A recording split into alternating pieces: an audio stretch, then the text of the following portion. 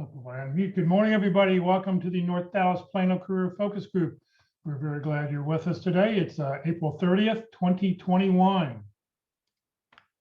Our agenda today, we'll start out with success stories. I know of 3 landings so far out of this group, and maybe we have some more on the call this morning.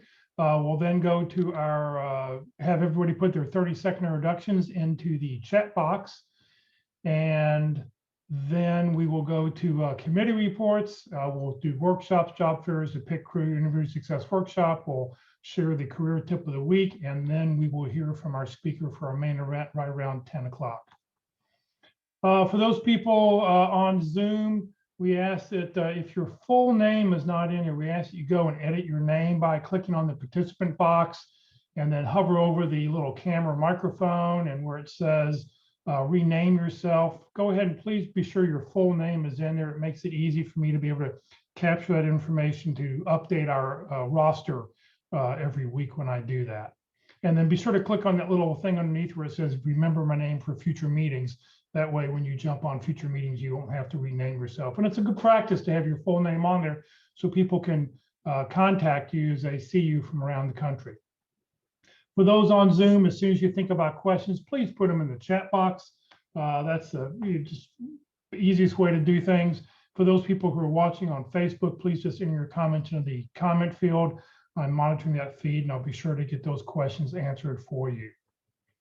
Please note this event is being recorded and is currently live on Facebook.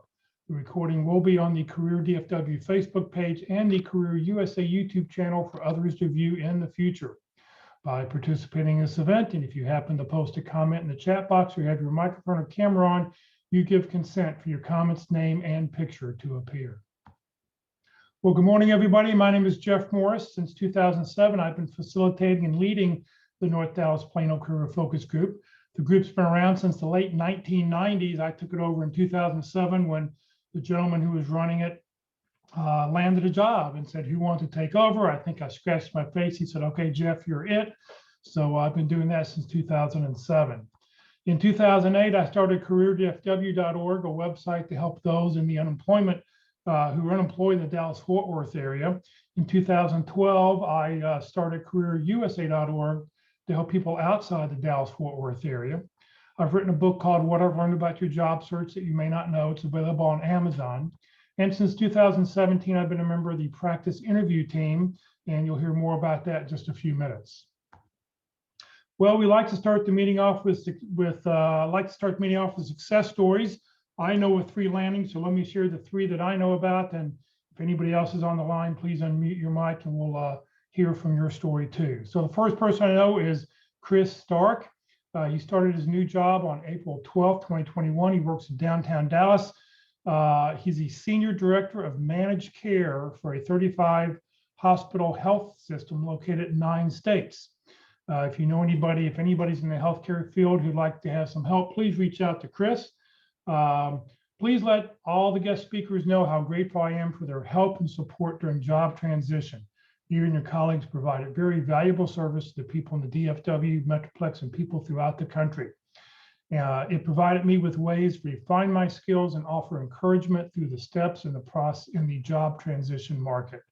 Bless you and your colleagues for your service. So thanks to all our speakers and everybody who helps out with preparing these stories. So Chris makes number 46, our 46th landing out of this group.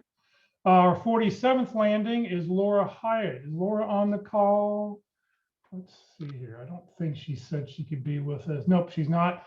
Laura wants to thanks to Career DFW for all the learning tips and suggestions during my job search, which lasted about 8 months.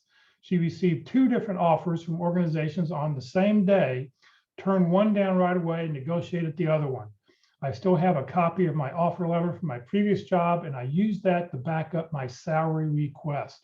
So I signed the offer letter on March 1st and started working on April 1st with the Texas Education Agency as the manager of School Action Fund at the School Action Fund. So that's Laura. She's number 47, and our 48th landing is Jayotha. I want to share that I've received 3 different offers and have picked the one, and I'm starting on Monday. I'll be working as a technical project manager at Toyota. I'm so grateful for the interview coaching and preparation tips here in this group. I also took advantage of the pit crew practice interviews and also Walt's workshop. I'm so grateful for all the tips and coaching that I received.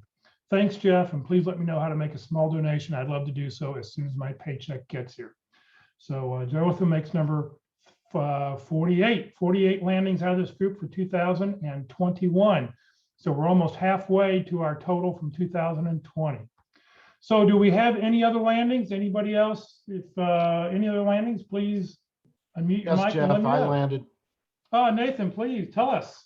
Yes, I landed a position at PepsiCo as a logistics, transportation, and distribution coordinator.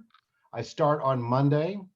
I just wanted to thank everyone there, including I see Mark McDonald and the pit crew and Walt and yourself and all the everyone that provided me great advice over the last 8 months that I've been searching for a position.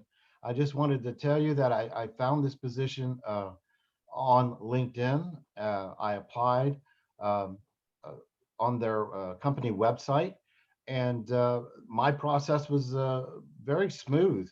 I applied, and then the following week, a person from the talent acquisitions team contacted me. We had a short phone interview, and then the following week, I had a Zoom interview with the person who will be my supervisor at PepsiCo, along with another lead in the logistics team. And that went very well. It was a very short interview, about a half an hour. Then about 2 days later, they made me an offer, and it it's everything I wanted at the salary that I had requested. So I'm very, very happy. I just wanted to thank everyone there. Their advice was very, very helpful over this last time, this course of time that I've been out of work. You guys made a real difference. Well, great, Nathan. It's amazing to find out. I mean, that was such a quick process. You hear people who have 6, 7, 10 interviews, and I know, I know it just doesn't. I know I applied for the same job this past fall, and I received a rejection letter. I didn't even get as far as the HR people to even get an interview. But this last time, I got a quick interview, and then it just sort of all fell into place.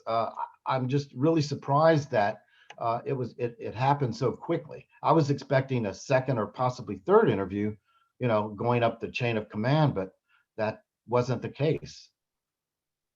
Yeah, well, congratulations. Nathan was one of our longtime. He watched us many times on Facebook. I remember seeing his name pop up on Facebook quite often. So thank you for joining us today on Zoom. Please put your information in the chat box. So that way I can make sure I get it copied over onto the agenda and, or onto the roster, and make sure so everybody knows where you're working at. So congratulations, well, you make number 49. I guess I'm number 49. Thank you, everyone. Thank you. Thank you for being with us. Bye. Anybody else? Any other landings? Any other great news somebody'd like to share? Man, 4 landings today. That's outstanding. I may have to go to Krispy Kreme this afternoon and get some donuts. All right. What's time now? If everybody will please open up the chat box. What we'd like you to do in the chat box is please put your name, comma, phone number, comma, your email address, comma, position you're looking for, comma, 2 or 3 target companies, and then hit the return key. That way all your information is together. For those people who are watching on Facebook, I will go delete your personal information right after this meeting's over, and I'll delete it so it won't be hanging out there forever and ever. But at least this way, this will get everybody's name onto our roster. I'll be able to use it to update the roster and make sure, in case TWC ever asks, what did you do this week, and they reach out to me, I'll be able to let them know. So we'll go 30 seconds on the clock.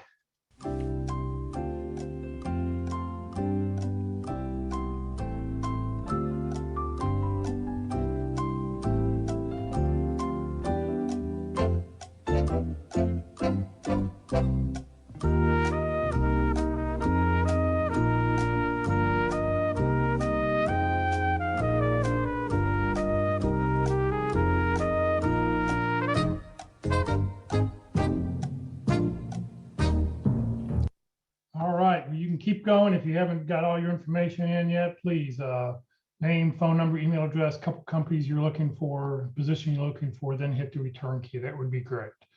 All right, time to hear about job, career fairs, training, and workshops. Good morning, Eldon. Good morning, Jeff. Happy rainy Friday to everybody. As Jeff said, I'm Eldon Zarinsky, and I bring to you the information about career and job fairs and special workshops or events. The information that I'm going to share with you this morning comes from the calendar tab on the website careerdfw.org. I go through these items fairly quickly, so if you hear something that catches your ear, I urge you to go to that item on the calendar, click on it, and you'll usually find more written information or a link to register or find out more. All right, this week's career and job fairs. The Mesquite ISD Elementary Teacher Job Fair will be held Saturday, May 1st from 8 a.m. to 1 p.m. There are 2 sessions. Elementary applications are from 8 to 10 and secondary applications from 11 to 1. The Lancaster ISD Auxiliary Job Fair will be held Saturday, May 1st from 9 a.m. to noon. And I guess these are actual job fairs. So let me go back and give you the address of the first item. The Mesquite ISD is 3819 Town Crossing Boulevard in Mesquite. And again, that's Saturday from 8 to 1. And the Lancaster event is at the L.C. Robinson Middle School at 822 West Pleasant Run Road in Lancaster. We're also going to have an electronic recycling event again this week at First United Methodist Church at 3160 East Spring Creek Parkway in Plano. That's Saturday, May 1st from 9 to noon. The Mesquite ISD Secondary Teacher Job Fair will be held at 3819 Town Crossing Boulevard in Mesquite. That's May 1st from 8 a.m. to 1 p.m. again, with elementary applications from 8 to 10 and secondary applications from 11 to 1. The National Black MBA Dallas chapter will host a virtual job fair on Thursday, May 6th from 3 p.m. to 6 p.m. And there is a link on the calendar to find out more about that. And finally, there is another recycling event, this time at St. Andrew's United Methodist Church at 5801 West Plano Parkway in Plano. And that'll be Saturday, May 8th from 9 a.m. to noon. This week's special workshops or events, online networking Mondays. Join Career DFW and careerusa.org each Monday from 1 to 2:15 p.m. Central for networking Mondays. There's a Zoom link for that as well as a Facebook link. People skills, interviewing. It's your audition, a virtual job fair presented by Water Tower Theater at 15650 Addison Road on Monday, May 3rd from 6 p.m. to 8 p.m. This week's session is entitled Problem Solving Plus Creativity. Online LinkedIn Tuesdays at 1 p.m. Join Locke Alderson, Terry Sullivan, Ruth Lipsky, or Kurt Vondemunder each week for an online session on how to use LinkedIn. There is a Zoom link for that as well as a Facebook link. Again, that's Tuesday, May 4th from 1 to 2:30 p.m. The Who You Know Career Transition Summit will be held Wednesday, May 5th from 9 a.m. to 11 a.m. There's a registration link on the calendar for that. This event is hosted by Foster Williams, who I see is here today. And if you don't know Foster, I would urge you to get to know Foster Williams. Online interviewing Wednesdays at 1 p.m. This was not on the calendar, but I think should have been. There's a Wednesday, May 5th is when they were supposed to start their 13-part workshop session, but I didn't see an announcement on the calendar. Oh, no, I'm going to have to go add it. I forgot to put the next 13 lessons on the calendar, so I'll get those on this afternoon. I added that in. I figured it was an accident, and there's a Zoom link and a Facebook link for that. Again, that's Wednesday, May 5th from 1 to 2:30 p.m. with Mark McDonald and Walt Glass. Their 13-part workshop will start on the 5th again. Outside the Box Networking that Yields Results workshop will be held Thursday, May 6th from 1 to 2:30 p.m. Jason Hopper, career coach, will help you start the new year with more connections and greater knowledge and skills to attain your career and financial goals. And there is a link on the calendar to find out more about that. And finally, Resumes Thursdays online sessions with Carol Brickell, certified professional career coach. That'll be Thursday, May 6th from 1 to 2 p.m. And there's a Zoom link and a Facebook link for you to participate in that as well. And that's it for this week. Eldon, thank you very, very much. All right. Just as a reminder, if you know somebody who just lost their job, I know the new unemployment records for the past week with 537,000 people filed for first-time unemployment. If you know somebody who just was unemployed and you need to help them out, tell them what to do, tell them to click on career, tell them number one, tell them about Career DFW and Career USA, the free training that we're putting out along with, there's a great little article here. If they click right here, this lost my job, what do I do now? It will take you to a article that's got some great little things, got some handouts. It's got just some great things on how to get your job search started. So if you know somebody who just lost their job, or if they haven't been in job search before, tell them to check this list out. It's got some great advice on it. All right, it's time to hear about the practice interview team. Good morning, Mark. Well, good morning, Jeff. And, you can come to the Pit Crew webinar starting Monday. We're starting the first of 13 sessions, how to prepare to interview and how to work with recruiters. But I want to encourage you to practice as well, because I always say knowing is not doing. And so that's what the Pit Crew offers, is a chance for you to actually practice your interview skills in a very realistic situation, and it's based on information that you provide. So it's a job description that you provide, it's your resume, and I supply 3 panelists who have all been hiring managers, and we study up in advance. A lot of candidates are surprised at how well prepared the Pit Crew is to simulate the interview that they've offered. And so that's what we do, and we're all experienced at it. And we've all been in transition as well, including myself. My credentials for being a leader of the Pit Crew is I got laid off 3 times between 2002 and 2013. And I never found my way back. I ended up taking a bridge job and then ultimately retired in May of 2018. So I've been down the road that many of you have been down, and I'm very optimistic that you will land as well. But you need to be well prepared, and that includes practicing. Come and practice. When you're ready, and send your information to dallaspitcrew@gmail.com. I'll post that up. I can do it right now on the chat window. There it is. There's how to contact the Pit Crew, and by email or by phone. I also encourage you to link in with me. Just send a note that says we met on the North Dallas Career Focus Group Friday meeting, and I'll add you to my network, and that'll help with your target companies and finding people for informational interviews.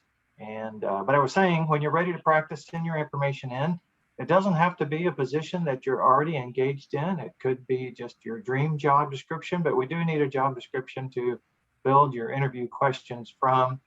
And it takes 2 to 3 days to set up an interview. So if you send in your information today, I'd be shooting for Tuesday or Wednesday of next week. And at this moment, I don't have any interviews scheduled for next week. We can easily do 4, and sometimes we do 5 interviews in a week. So opportunity is at hand. Come and practice. Find out where you might be able to do better in your interview. Become that much more prepared for your next opportunity that may pop up very quickly. Who was it? Nathan, yeah, who applied, had 2 interviews and got an offer. So be prepared for that yourself. So when that great opportunity comes, you practiced and you're confident and you can build rapport and you can ask questions during the interview. Those are all the things that we teach at the Pit Crew. And I already mentioned the webinar. So we're starting the 13 sessions on next Wednesday, and a lot of good stuff in there. This one will be about preparing to interview and working with recruiters. And so that's the very first session. We thought that was the most important thing that we should talk about as we begin the series again. So that's Wednesday afternoons at 1 o'clock, and every Wednesday after that until all 13 sessions are completed in about 3 months. Thanks, Jeff. Great, Mark. Thank you very, very much. Walt is not with us today, but I do want to mention that Walt has a interview success workshop. He does it on Tuesdays. You're welcome to reach out to him, check him out on his LinkedIn profile. You'll be able to see his in the about section talks all about it.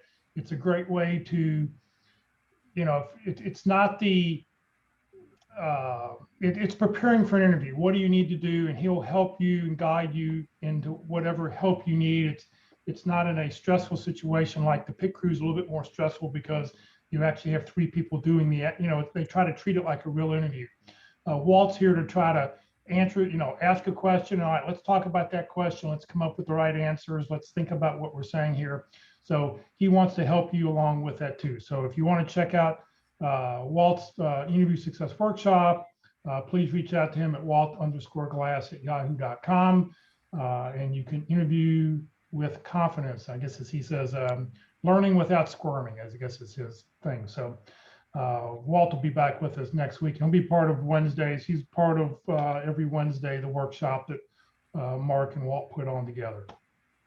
All right, it's time for the career tip of the week. Karen, I apologize. I was looking and I thought, man, this is a long one. So hopefully you've done some editing on it, because otherwise we'll be here till like 4 o'clock this afternoon if you read the whole thing. So Karen, good morning. Good morning. I did do a little editing, so hopefully it won't be too long. I really dislike negotiating, but by Joseph Barber, a Senior Associate Director of Career Services at the University of Pennsylvania. Negotiation is an important way to advocate for your professional skills and experiences. Whatever your circumstances, you should negotiate for something as part of your next job offer. We all need to take opportunities to tell others the value we bring to a new position, and ideally, employers should find value in supporting their new employees. That said, knowing that you should negotiate is not the same thing as finding yourself in a position where negotiation is easy, enjoyable, and in no way stressful. I will highlight some general negotiation best practices that can be helpful in most cases, and then identify a few scenarios where those practices don't always work. Let's quickly cover the tips. First, wait for a written offer, but don't rush into any negotiations as soon as you receive it.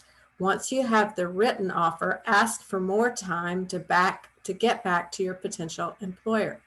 Some organizations for some positions will offer weeks, others only days.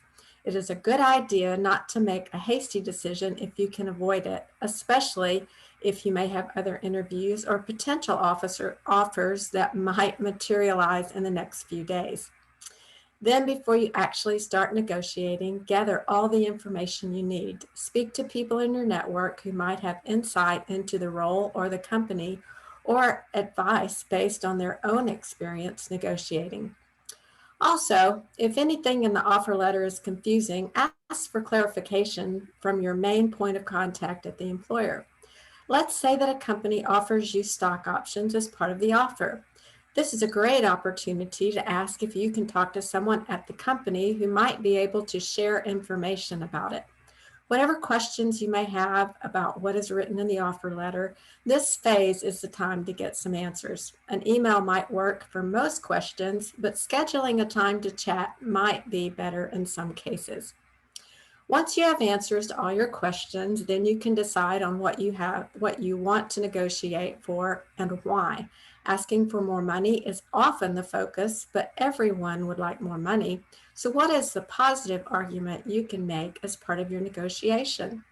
In typical situations, a good argument is that you have highly sought after skills, knowledge, experience, or even a network of contacts that can be especially helpful to the role.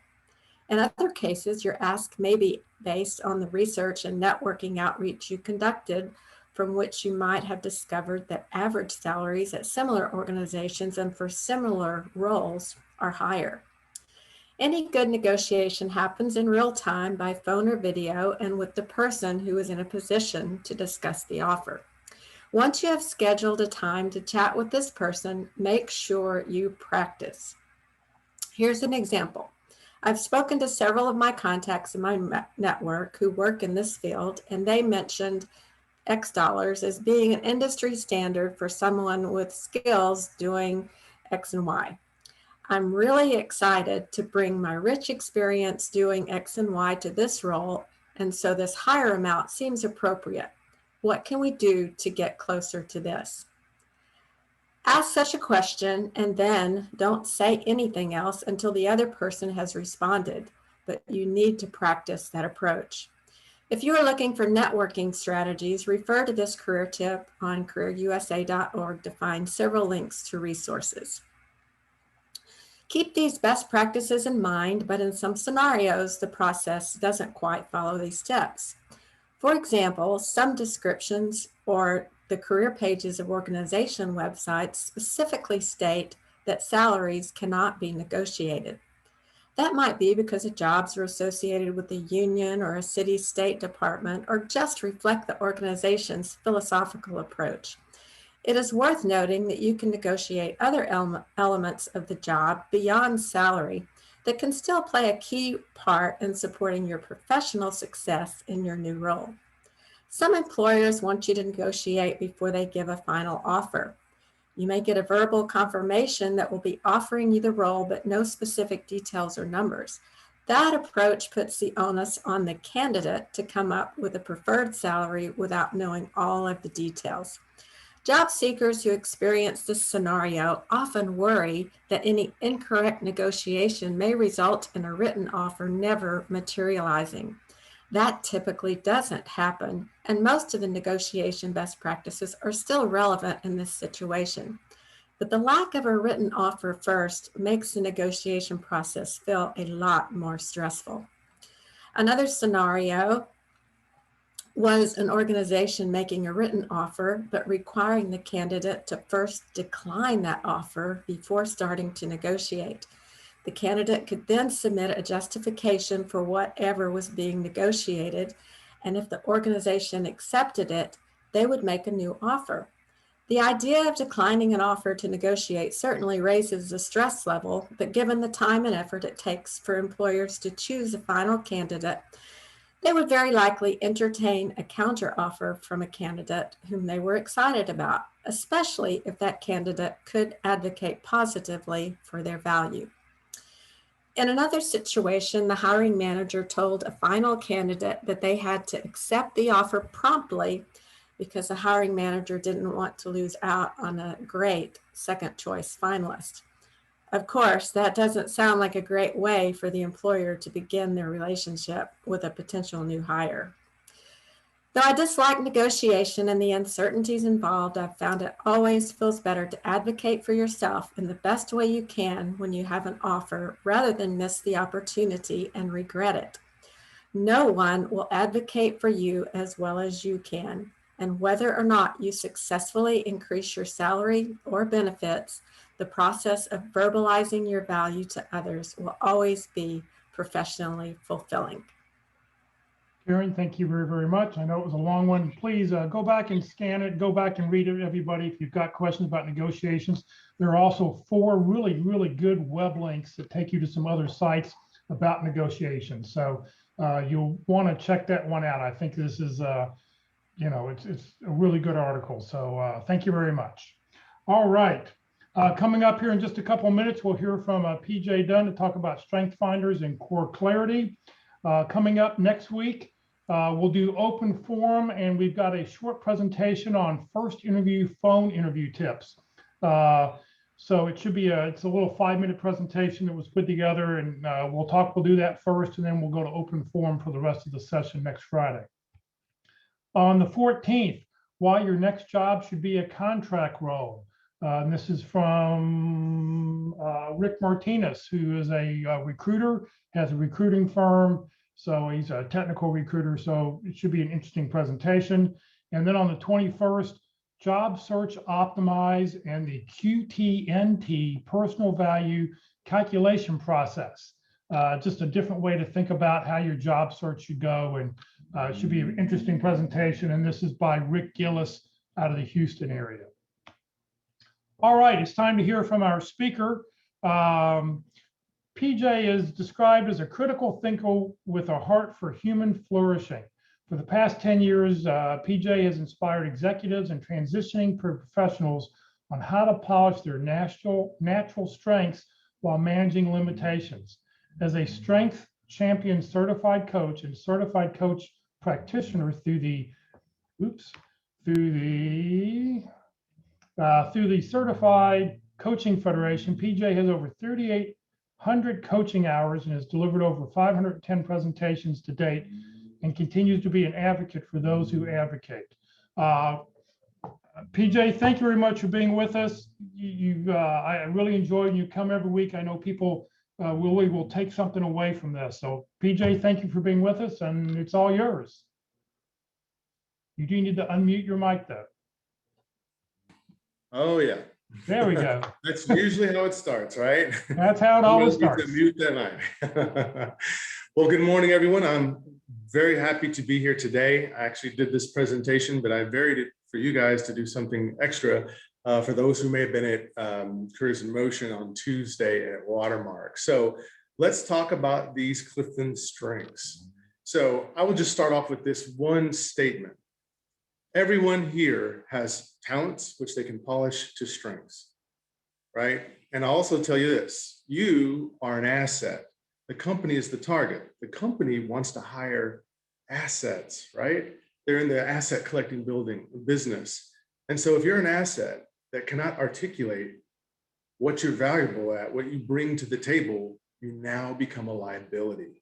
So to the rescue, Clifton Strengths, because now we're able to now have a language to help describe what's great in us, what comes alive in us, and where we might go with it. And we'll talk a lot about that today, and a bit of core clarity and how they line up into the picture as well.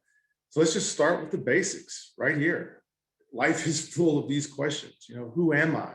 You know, why do I do what I do? Why does it seem that others have more talents than me?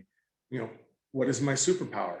And if it's true that others seem to have more talents than me, then how do I level the playing field? So as we're talking about looking for jobs, there's a lot of people now able to send in their resume. They don't even have to be in Dallas. They don't have to be in Texas to send in their resume. So the competition is high. So we really need to be able to find out what it is that they need, what's the problem that the interviewer is trying to solve, and also what it is that we can bring to the table and speak to without sounding braggadocious, but actually very authentic, because it's just who we are. All right. So I like to start with quotes. Here's a great quote by Ralph Waldo Emerson. He just simply said it like this. You know, what lies behind us, what lies before us are tiny matters compared to what lies within us. Let that resonate with you for a moment, right? Because there's not a person on this call right here, right now, who doesn't have talents, but can you articulate them and have you polish those talents and strengths? And we're going to talk most about that as well. So Clifton Strengths comes onto the scene, and well, it's designed specifically for a few things. As to that quote, it's designed to help us best understand what lies within us, but then also be able to articulate it, and then also how do we polish, how do we make it better, right? It was also designed to show you how you would do anything, not what you should do. So for example, you don't take this assessment and go, wow, I guess the only thing I could be is a fireman. That's what this says here. Someone who's adaptability, someone who's restorative. No, that's not what we're saying at all. In fact, this is actually more helpful, because what we're saying to you is maybe this is how you would sell at the company versus how maybe other people would sell. And if you know how you would sell, then you don't have to spend time trying to mimic other people's selling style. You can get your own and use your own, because it's there, but maybe it hasn't been developed or cultivated, right? It's also designed as not as a personality test. A lot of times people get these a bit confused. It's actually an assessment to help you plot trajectory. So when you look at the different assessments that are out there, like DISC, for example, DISC tells you it's about the D, the I, the S, the C, behaviors. You either dominate, you either influence, you're either steady, or you're compliant. Myers-Briggs tells you that it is a personality assessment, because it is, the 16 personalities, and Enneagram follows that same suit. Clifton Strengths said it like this. You know what? Personalities can change and behaviors can change. I want something a little bit more stable. So character traits, which is a combination of the behavior and the particular behaviors, the feelings and the thoughts that go along with it. So a character trait for me easily is that, well, I have to wear glasses or I have freckles. That's a character trait that's not going to go anywhere. So how much more stable would it be for a hiring manager understanding, no, this is pretty much this person's character. Now, does it mean you can't act out of character? Well, of course you can. There's different things that go on, but 9 times out of 10, this is pretty much who you are and what you've been. So it's also designed not to focus on weaknesses. there's a lot of assessments out there that just rip you up and tear you down and say, yeah, here's why you suck at this, and here's why you suck at that. But on your best day, you can do this. No, it's designed to say, hey, we already know that there's itises out there and osises, or things that are wrong. But why don't we focus on what actually you are doing well? I mean, what a novel idea, right? And then also, as I said up top, it's designed to provide vivid language so that you can articulate your proclivities, both apparent and non-apparent. So think about that. When you just go to an interview and you go, yeah, I'm a people person. What does that mean? What are you saying? But if you can say, hey, I lead with my empathy when I work, or I lead with my harmony, or harmony is something that really matters to me. See, that's different than saying a people person, because I'm telling you that I'm empathetic, I'm telling you that I have harmony, that I like to keep the peace, right? A much better way, rather than just saying, I'm a critical thinker. Yeah, I can say, no, I'm strategic. In other words, I like to come up with plans. I like to understand where you are, where we're trying to go, and then draw a map on how to get there. Because strategics are planners, different than analyticals who love detail first before they get to the strategic part.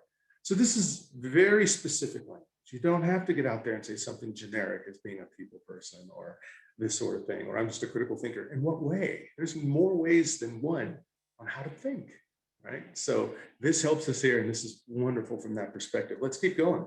So out of the organizations, a lot of them, out of the Fortune 500, 200 of them use Clifton Strengths and have us coming out, people like me coming out and training their senior teams. So some of the big notable names you'll see there: Facebook, Wells Fargo, Campbell Soup, University of Minnesota. Sports Authority is no longer around here in Texas, but maybe there was something else going on there with them. And then, of course, here's an interesting one. Facebook hires talent and skills that they see in people, and then they put them in positions rather than saying, we have a position, and let's try to fit it in this way. That's how much they believe in the assessment in terms of understanding what strengths somebody is bringing to the table. Let's keep going. So here they are. These are the 34 talent themes. So when we say talent themes, what we're talking about is these themes are ways to describe what's coming alive in you at that moment. So if you're saying, well, I have harmony, but I really like to play the devil's advocate sometimes. Well, yes, you do, but there's another way to look at it. And that is, are you playing devil's advocate because the room isn't balanced? Like it's all one opinion. And so now you're playing, that could be a way of balancing a sense of harmony, right? So there's so many different pieces to this. So as you see here, the 34, if you see at the top right there, you see relator. And this is interesting because sometimes when people are dyslexic, they'll say, hey, what's realtor doing up there? But to my dyslexic friends, that is relator. And that actually is a talent. Now, would you imagine that something like in the second column there, empathy would be a talent, right? We get that focus would be, or developer, or learner, or maximizer. But in here, you see things like ideation, you see positivity, right? And they all have an effect on a corporate culture. And that's also super important. So these talent themes can be put in a hierarchy. And that's what you did. So if you've taken this assessment, and by the way, if you've taken the assessment, go ahead and put a hands up. I probably won't be able to see it because I've only seen a few of you, but if you've done this assessment, you can put a hands up, or you can put something in the chat. There we are. You can put something in the chat saying, me, I did, right? Either way, whatever's your favorite form of communication there. So thank you, Raul. Thank you, Kathy. All right, Michael, because I do want to make this interactive as well. Thank you. So 1 through 5, if you just got your top 5, what you got were your signature talents, meaning that this is what you lead with. The supporting talents are the ones that if you were to take this assessment again, right, you might see a couple of them change after a couple of years. For example, if you took this assessment when you were in college, right, maybe responsibility isn't always at the top for you, but maybe it was if you were just born. That's just one of your natural proclivities. But you'll notice if you didn't have it then, once you get married and have kids, you might see responsibility move up. So the talents should shift. Doesn't mean that the assessment got it wrong. It means it's getting it right in the sense that you are an evolving skill set. You're always growing, you're always learning, and that should be reflected in your assessment. Now, you won't see 5 brand new talents usually, because who you are is just who you are. So you might see 2 or 3 move up, maybe 2 or 3 slide down. Okay, Leslie's sharing that she has ideation, learner, intellection, input, individualization. So almost all the I's. Good on you, Leslie, and thanks for sharing that. And her learner will make her stay here and continue to see what else we got to say about this, right? Now, here's something brilliant. Those talents that are in the middle, we just call the middling talents, right? So I guess some of the other words are kind of used up at the time. But notice this at the bottom, the ones that are slow to rise to the top, as we see with the bubbles there, they're not called weaknesses. They're called lesser talents. And the idea is if you take a flashlight with brand new batteries in it, you can shoot a beam from here across the room. If you take that same flashlight 2 years later with the same batteries in it, that beam might only go a quarter of the way. Is the flashlight still doing what it's supposed to do? Yes, it's throwing light, but notice it's not casting it as far. And that's how he sees these talents. So maybe Don Clifton had positivity in his top 5, right? So the research is still out. Let's take a look. All right, so with that, Core Clarity comes on the scene. I need to talk a little bit about that. So Core Clarity are strength enthusiasts. They're actually here from Dallas. Candace Fitzpatrick is the president and CEO. Love her, sat underneath her as a disciple to study everything I could about strengths, even Core Clarity as well, because they use the strengths for this. This is something called the Core Clarity Key. So what you'll see is that if the talents can be grouped into 4 different groups, here they would be. They'd be blue for connect. These are talents used to build strengths, to build relationships with people over time. To the right of that, mobilize. This is about getting others, motivating others into action. And if you look at the bottom, these are more internal talents. You don't need people to do these. So you have just the energize, which is about people who are task oriented. They just go. They don't need anybody to micromanage them or tell them what to do. They're probably already doing it. And then that left side there, you see green, reflect, the thinkers, right? The people who they gather information, they process information. They're doing most of the dialogue inside their head, whereas the person in the connect category there, the blue, is having the dialogue outward with someone else. So you'll see that the left side of this key shows you that it's about interaction. I'm either interacting with others, connect, external, or I'm interacting with myself, thinking. Now you see the right side is all about motivation. I'm either motivating others, external, purple, mobilize, or I'm motivating myself, energize. These are task-oriented people. And so actually when you go on a job interview, pay attention to who's interviewing you. Are they somebody who seems more like a connector, an influencer? Are they a thinker or an energized person? You can tell pretty easily because the connect person will talk about people throughout the whole interview, right? The mobilized person will try to tell you why the company's great because they want to influence you. They want you to see that this is the best place to work. The task-oriented person will probably want to know what kind of tasks have you done and how well did you do them and what was their time spent, right? And then the reflexive category that's going to ask you a lot of deeper questions to hear how you put thoughts together so that they understand, oh, so this is how this person does that. They don't sound like they're just regurgitating something they've heard, right? So this is very interesting. And you can see this in the job interview. And sometimes people are a mixture of both or a couple, right? So there's a mixture going on sometimes too, but you can pick it up. Connect people want to talk about people. Hey, so where are you from? That's where I'm from. Hey, does your grandmother make a special marmalade? So does my grandmother. So, right. And so when you hear a lot of that, me too, and all that stuff, that's a connect person. A mobilized person is going to have pictures on the wall of them and famous people because they want to be seen as influencers as well. And usually they're about getting the performance to a certain level. Because how can I influence you if I'm not good at anything? So they can be competitive in this sort of thing as well. They'll let you know. And the task-oriented people, you know them because when they're sitting there, they just look like they're ready to move on to the next thing. They might be tapping, they might be doing something because to them, the enemy is time. And they want to do a lot of things in a day, right? But with 1,440 minutes is all we have in a day, these people will probably find the best way to leverage it and get things done. They care about the task more than they care necessarily about the relational thing that's going on in the office. To them, we got work to do. And then of course the thinkers are a lot of times sitting back, and some of you are doing this right now. You're sitting back going, PJ said that 60% of the people, right? And you're already in your head having a dialogue as to, I've never noticed that before, or is that true? I see Fred. Fred has also got his information up. All right, let's keep going. So that was the Core Clarity key. So Core Clarity put the 34 talents that we looked at earlier into either of these buckets. So what they find is that 12 of the talents can be used for thinking, right? The reflect, there they are.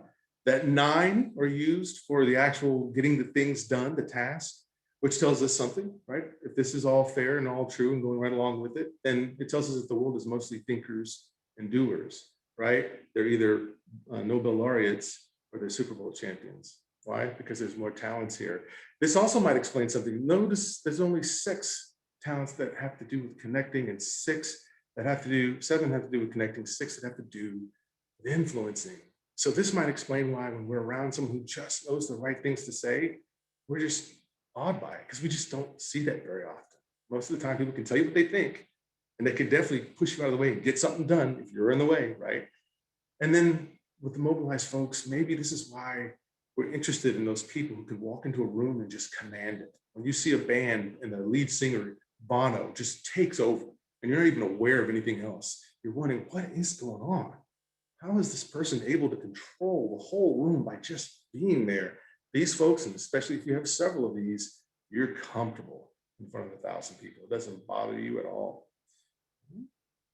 So let's put them side by side. The core clarity, and then of course, the Clifton Strengths themselves. Now, what they did here is there's 2 distinctions I'll have to show you. You'll see that all they did was flip the colors on the influence and execution. That's one thing that you'll see.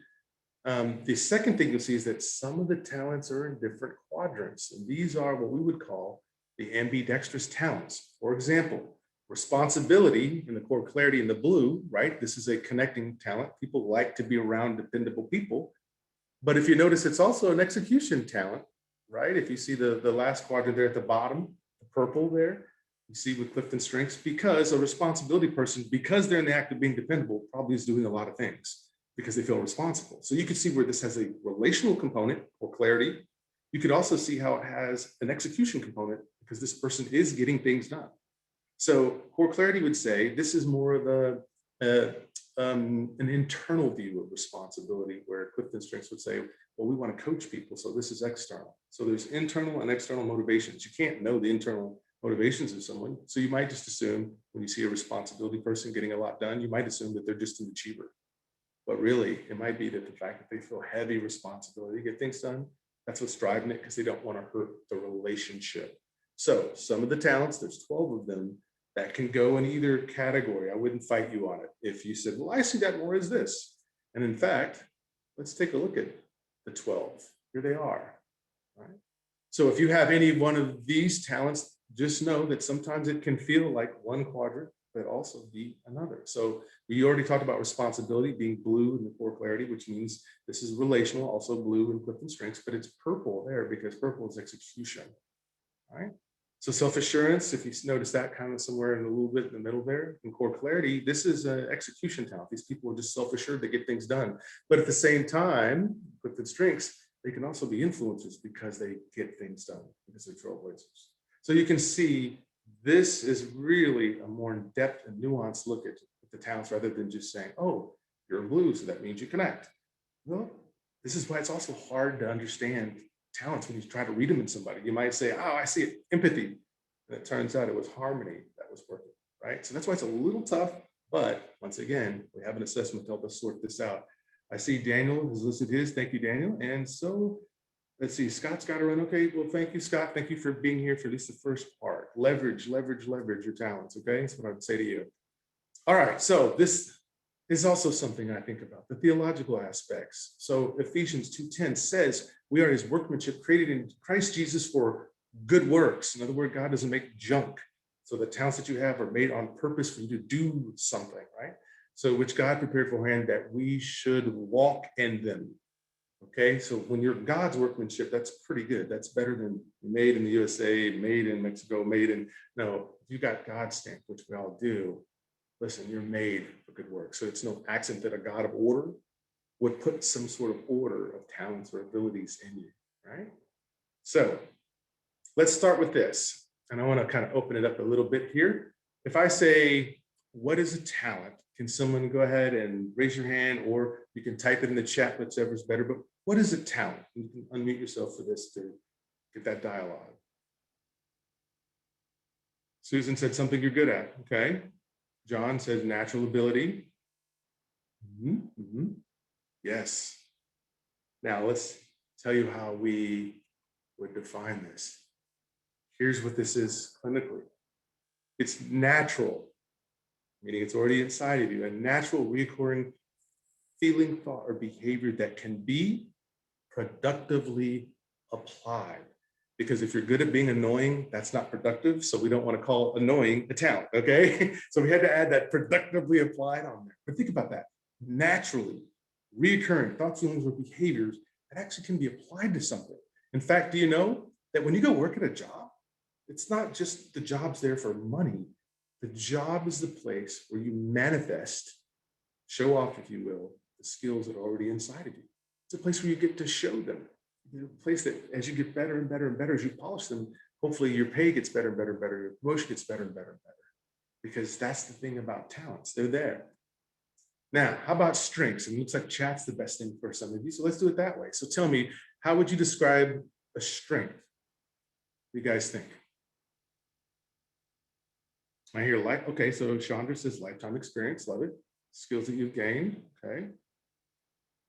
Anyone else have a thought on what a strength is? It'll be problematic if they ask us what your greatest strength is and you can't tell them, right, on the interview. Learned, something you consistently do well, thank you. Greg says talent that is maximized, love that. Yes, so let's take a look. Here it is. And I want you to focus on this wording. Near perfect performance of doing an activity that oftentimes you're not even thinking about it. You just naturally do it. In fact, if you've ever said, man, I could have done that all day, right? That's a sign that you're floating towards the strength. Or if you say, man, I would have done that for free, but be careful, people will try to hire you for free. So don't say that one out loud, okay? But yes, anytime that you were working at something and it was just easy, where someone else had a hard time trying to do it, but you just picked it up like that, this could be a clue about strengths. And Michael says strongest traits. Yes, I like that. So think about this. Humans are capable, you are capable of near perfect performance when you're in the flow or in that state where you're just being you, right? There's some of you who walk into a room and can immediately know that something's not right, right? You're high blue, you have a lot of blue talents. You can tell something's off about this room. Some of you can walk right into a room and go, you know what? I wouldn't have designed this room like this. I would have done it like this, right? And now your analytical is deciding where they should have actually put the bathroom over there and this over here, right? And if your mind's automatically going there, right? We love you because you got to think for us. You got to help us think sometimes because you're going places we're just not going sometimes, right?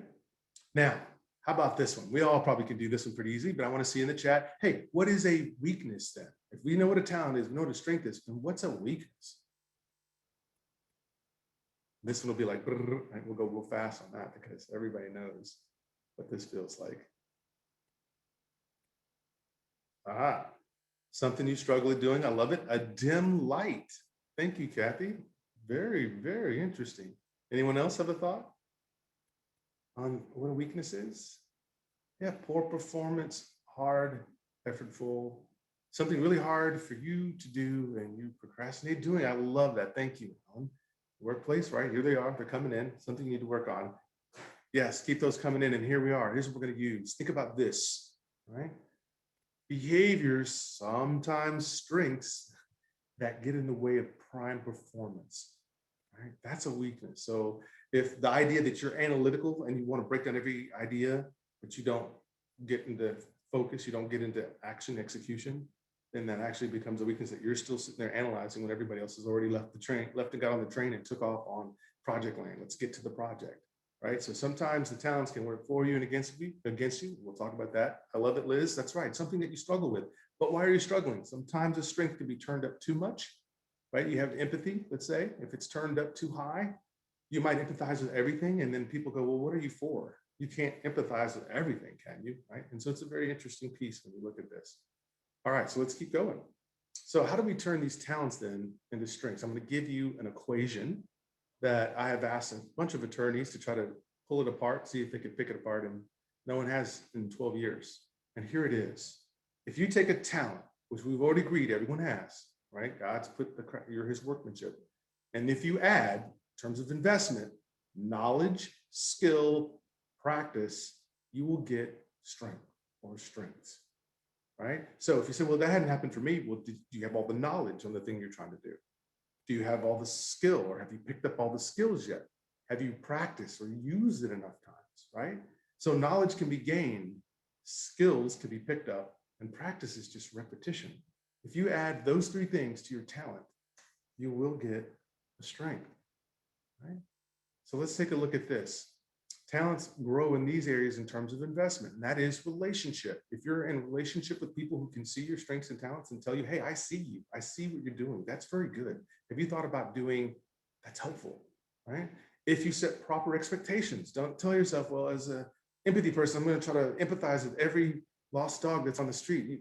You couldn't, although that would be nice, but you probably can't save them all, right? So you set a proper expectation. How will I use my empathy, right, in a way to help? Right? And also recognition and rewards. How do people get better at something? When you reward them, they get a good feeling. And now that encourages them to live in that strength more, to do more with that strength, right? And polish it. And here's the great thing about strengths. I don't know how good you can be at any of this because God didn't build a cap on your strengths. So we don't know how good you really can be. There should be more Bradys and Jordans out there. Right? There shouldn't just be a couple people who just make it. In my mind, if you know who you are, how you're made, and you're doing the activities that really get you going, we just don't know how good you can be at it. And I find that fascinating as well as fun. Yes, I think Jason said that his empathy strength recently got in the way of analyzing a situation where one of his friends was going through a major struggle. Wow, see, and that can very much happen. Thank you, Jason, for sharing that. And he put in uniqueness. Now, talents can be raw, which means that they're usually, when you first get it, you can throw it around. Hey, I'm an achiever. Let me go find stuff to do. And you can be kind of messy with it. You can be more self-centered with it because, hey, look at me. I'm an achiever. And it's unproductive sometimes. But that's when it's raw. That's when you first learned about it. You're just glad to be exercising it. And at the same time, how do you refine them? Well, when you see refined strengths, strong, refined talents, it's that you don't just rush in. You're taking into account everything that's going on. It's more informed rather than self-centered. It's definitely other-centered, and it's smoother because you're not just trying to show, hey, look, I'm an empathy person, so I empathize. At times, you can back up a step and say, let me see what else is going on so that I can apply it better. Let me get some context, right? And that's when you know that you've refined the talent. And this will be something that you'll continue to do most of your life. So we know that Clifton Strengths has identified 34 of them, right? Here's another scripture for you to look at. Let's talk about the uniqueness that Jason has mentioned.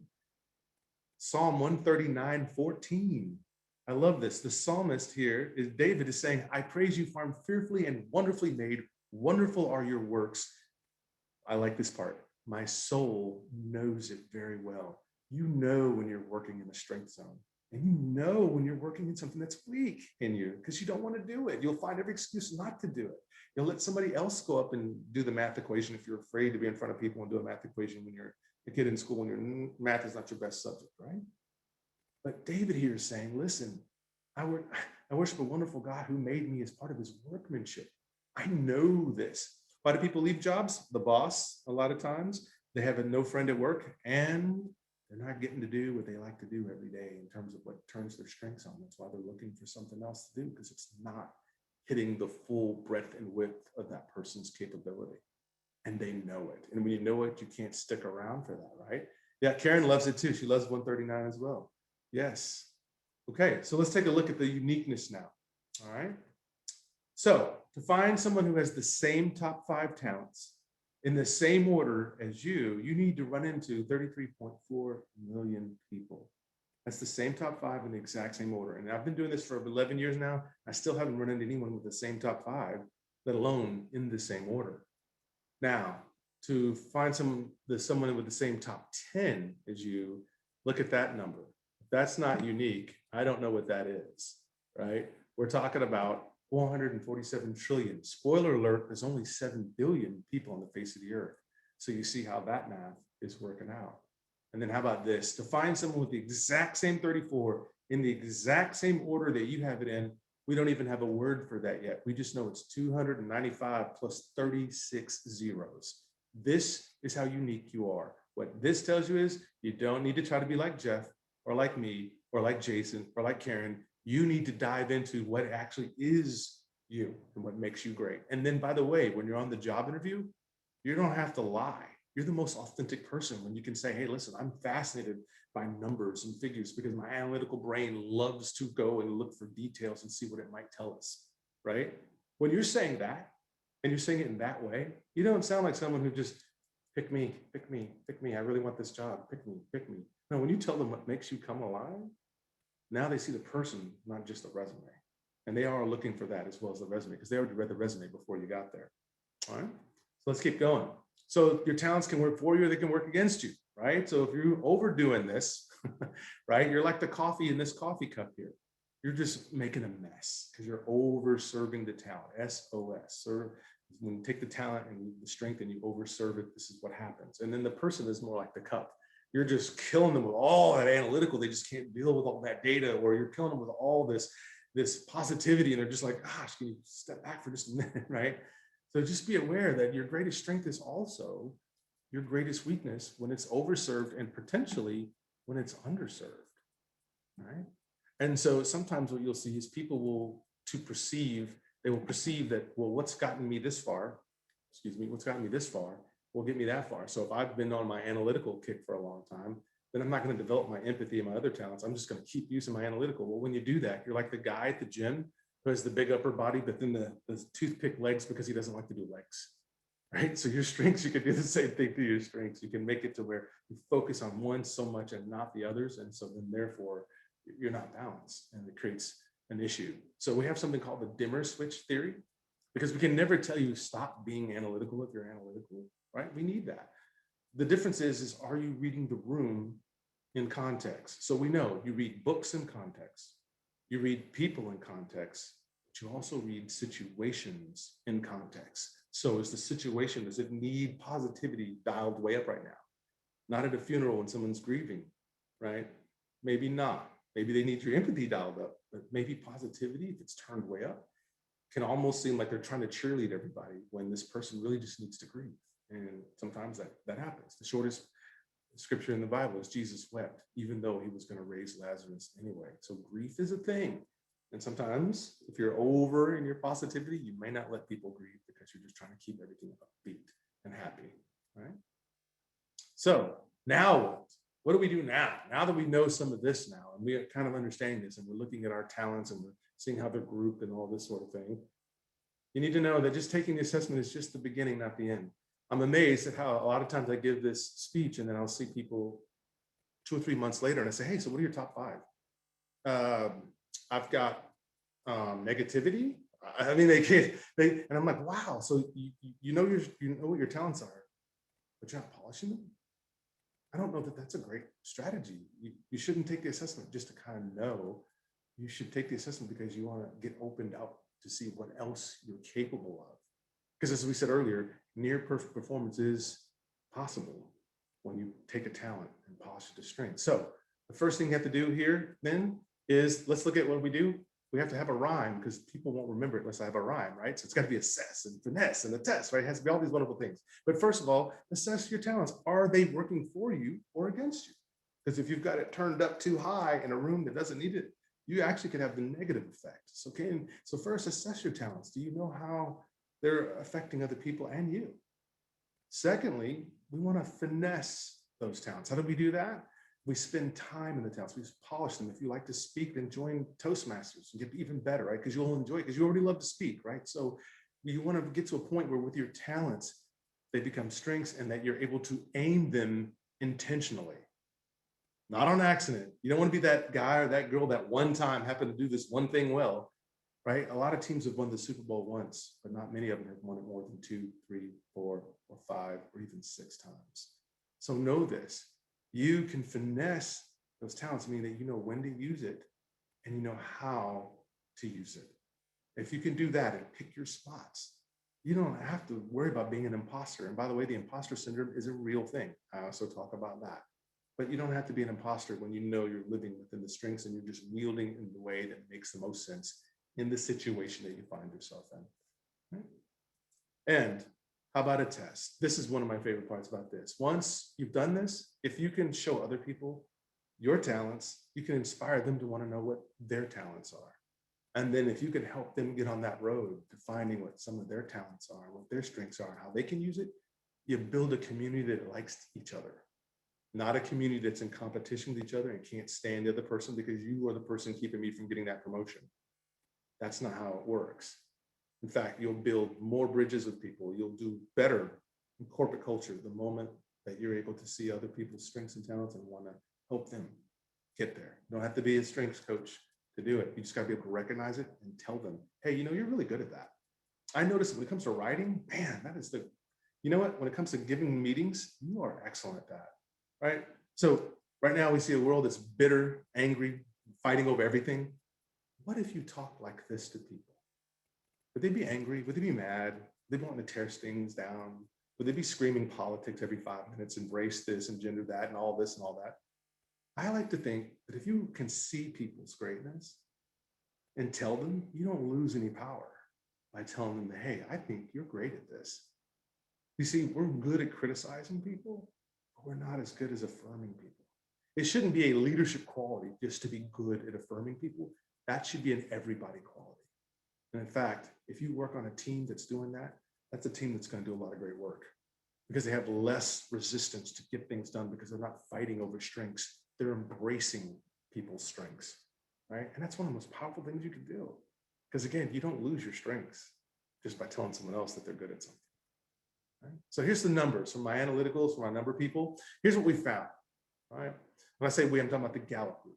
They found that when people focus on utilizing their strengths, they are 3 times likely to report having an excellent quality of life. It makes sense. If you're doing what you love to do and how you like to do it, and then you're growing and you're getting better at it, yeah, life's a good time for you. If you're stuck trying to pretend that you're analytical and you're not because that's what the job needs, and you're worried every day that somebody will find out that maybe you're not that good or that quote unquote smart, then you're going to live a horrible existence of just trying to live up to a thing rather than knowing, yeah, but what could I live up to? It's already there. So that affects that. Looking at the next one, those same people that we also looked at, they were 6 times more likely to be engaged in their job. Why? Because I'm doing what I love to do, and I'm doing what's most natural for me, and I'm growing and I'm getting even better. And if the company invests in me getting better, it's a win-win-win for everybody. The company wins, you win, and then whoever the client is wins. Because people like to buy from people who seem to be happy and seem to like their job and where they work.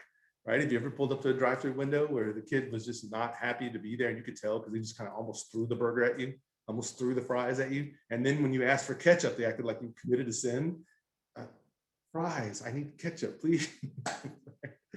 So then, from my side, when we go in, and then we've done these with folks, with companies, large companies, and medium size as well as small, we find that the people who use their strengths every day, they claim to have 7.8% level of productivity.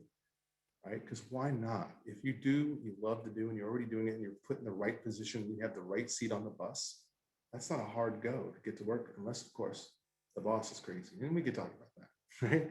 And then teams, whoever receives strengths feedback from my folks and everyone else that does what I do, it's an 8.9% greater profitability for the company. Why? Because happy people work better. Encouraged people work better than those who are angry and mad. Those who are angry and mad are looking for reasons to create more problems in the boardroom, to start more stuff, which then the company has to spend money and time dealing with that. And then if they have to fire this person, then this person wants to sue the company for some sort of whatever. And sometimes there's a reason for this, but sometimes this all could have been avoided if we just treated people like, okay, here's another person here that also is gifted. Now, they may not know how to articulate that yet, but let's find out what's good in them. And then if that's not good for our company, let's help them get down the road where they could use it at another company. There's a positive way to see this, right? And how that may go. So let's do this. With our remaining bit of time here, I want to really give us a chance to kind of get in here and look at this, because it tells me how much you were listening or how much you were surfing the internet and trying to figure out what you were going to buy on eBay next. I get it, I understand. Let's look at the talents here, and you can pick out some here, but I've just put a few in. Let's do this first one together.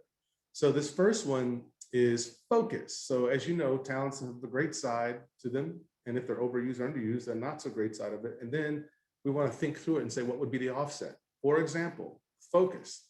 What's great about focus? These people are not easily distracted. Once they lock in, they're locked in.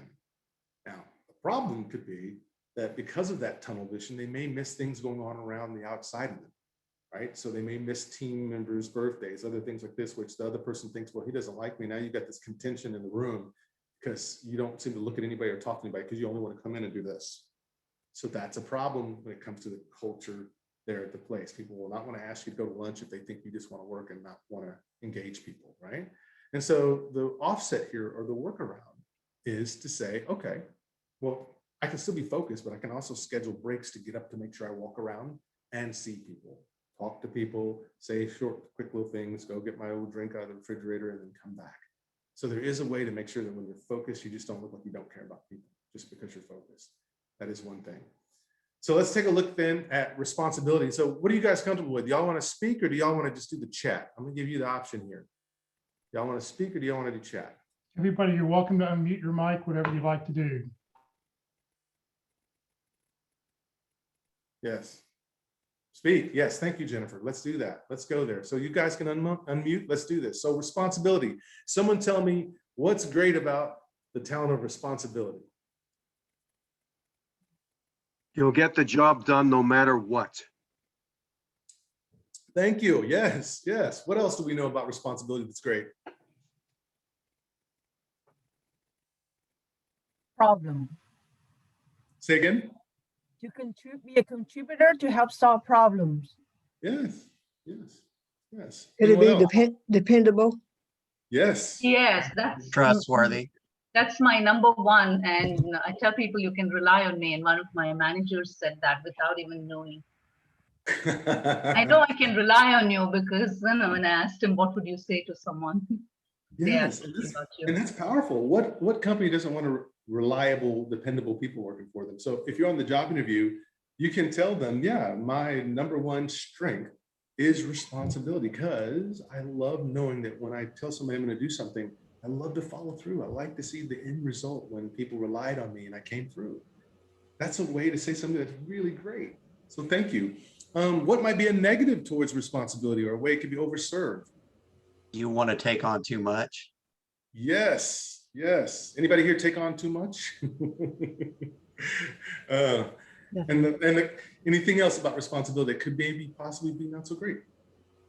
Actually, I think we could take too much ownership. Even if I'm not the manager, and I've still done above and beyond what I'm called to, I might make sure it's completely done, even though that's not my responsibility. Yeah. So that would be a loss for other things I need to be doing. Yeah. You can Absolutely. be overbearing on other members of your team. Yes, tell me about that.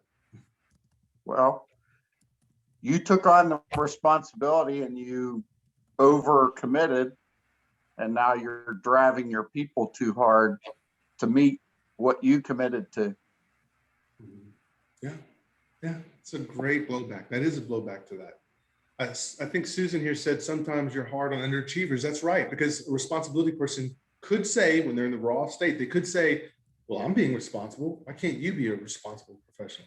Why do I have to do everything around you? Why do I have to be the one who cleans up? Why do I have to be the one that, right? And that's a burnt out responsibility person, more than likely, right? It could be some other talents involved too, but more than likely responsibility can get to a place where they're just like, is anybody else gonna do anything around here? Is it just me? So if this is true about responsibility, and that is true, what might we do, or how might we offset that part of responsibility?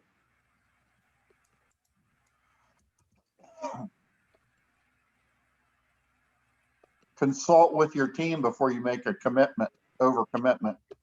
Yeah, that's a good point. Yeah. What else? Focus on those things that are in your circle of control and not everything that's out there. What else? What else could you do? Did you delegate? Yes, delegate, absolutely. What else? I'll give you one. You got to set boundaries. It's okay to be responsible, but if you're trying to be responsible for 15 things in a day, maybe you just tell yourself, no, my boundary is 10. Once I get to 10 things to do today that I'm going to do, that I have on my list to do, I won't go beyond that. It can go to tomorrow, right? I like it. Joni says prioritize, absolutely. All right, any other things that we could do if we have high responsibility that's overdriving us sometimes? Anything else you think? You do your part.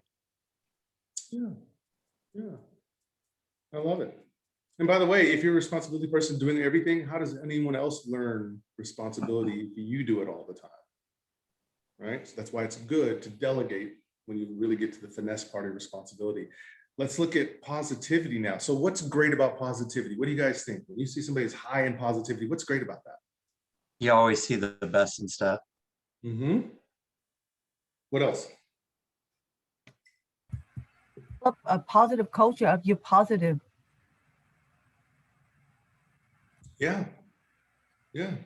Not stuck in quagmires, right? Builds They get to see teamwork. it. Yes. Makes life more fun, work more fun. Yes. Makes it more fun. When you're around positivity people, if they're not being overly positive, right? They can bring through, right? With just a joke or a smile or something, because to them, they just want to engage people. They want it to be fun. Who says we have to hate life, right? What else about positivity do we like? I think it helps self-esteem. Tell me about that. Tell me about that. Helps self-esteem.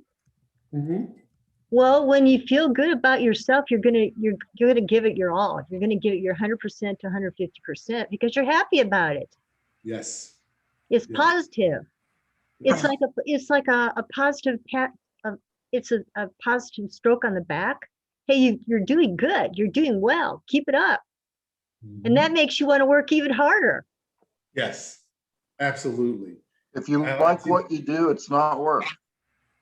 Yeah, exactly. Wow. Wow, very nice, very nice. Daniel said keeps morale up. That's great. Olga says it's contagious. That's exactly right. Just like negativity can be contagious. When somebody's negative all the time, that can bring you down. Well, when you're around positive people, it's the other side of that. Now, we're going to say something now negative about positivity. So what can be not so great about positivity? You lose the context of the reality sometimes. Yeah. People create unrealistic deadlines. Ah, yes, that's right. Because you're so positive, you think, oh, we can get it done. Well, it has to be done by today in 3 hours. It's a 15-hour project. No, but we can do it. If we just get everybody together, we can make this still happen, right? That's because positivity just wants to be positive, right? Just like strategic wants to strategize, woo wants to win others over. Positivity just wants to be positive. Anything else that could be a downfall? It can create a false reality. Yes, right? You've heard of the idea of someone saying, you're just too Pollyannish about this. You don't seem to get why this is important. And they're saying, no, you're just too negative. And now you get stuck in this weird conversation. So what might be an offset then? If we're around someone who's just really going too overboard with it. Give a list of the positives. Yes. What else? How else might we offset the overinflation of it? They may need to take a pulse of the room and maybe need to tone it back. Yep. Yes. Don't overthink it and be realistic. Yeah. And would you say that realism would be kind of hard for positivity folks sometimes? Maybe with some people, yes. Absolutely, because what are they thinking about? They're thinking about how this thing is going to win. I just believe it. I believe it. I believe it. I believe it.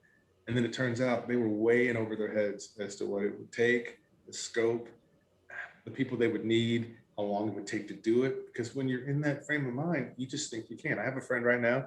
He's an entrepreneur. And every time you talk to him, we're going to do this, we're going to do that, and we're going to be at a certain amount of money by the time we get to so-and-so and so-and-so. He's never hit any of his numbers. Well, ideas are great, but you need to be realistic. True. Yeah. True. But see, to the positivity person, that line is very, very thin sometimes when it's overserved. They just think you're just being negative by pointing out the realism. Right? I have an example, and that is my husband is an idea man, and I'm realistic. So I lasso him and bring him down to earth and say, what's real here? You literally have to. I think, PJ, that if you are positive, right, you are flexible. That means if you are not reaching the goal that was the original, you can still be positive and reach lower objective, right? And you're still positive about that because you are positive. Yeah. It's like with positivity, the great thing is even if it's in a dire situation, you can say, well, at least we learned that we could do this now. Or if this hadn't happened, we would never know to even how to attack this now that this has happened. That's better than just saying, well, guys, I just think 9 times out of 9, we're always going to hit, a home run. No batter has ever gone up to bat and hit a home run every time they've gone out. But a positivity person could possibly believe that if they felt that they had the skills. And so it's kind of that nice balance on that end. Let's pick a talent from one of you guys. I put a few up here, but is there a talent out there that you guys want to do together as a team while we're here before we push for the close? Maybe it's one of your talents that you want to know a little bit more about. Well, Kathy has one. She said maximizer. So let's look at maximizer, and then maybe if we have some time, we'll look at input. So maximizer. So maximizer, just for those who didn't have it, maximizers are people who go like Jim Collins' book, From Good to Great. That's who they are. They see that something's good, but they know what's keeping it from going to great. Whereas some people go, well, it's good. Why don't we just leave it alone? Maximizers will continue to polish because they know it can be better. So what do y'all think then is great about having a maximizer at work?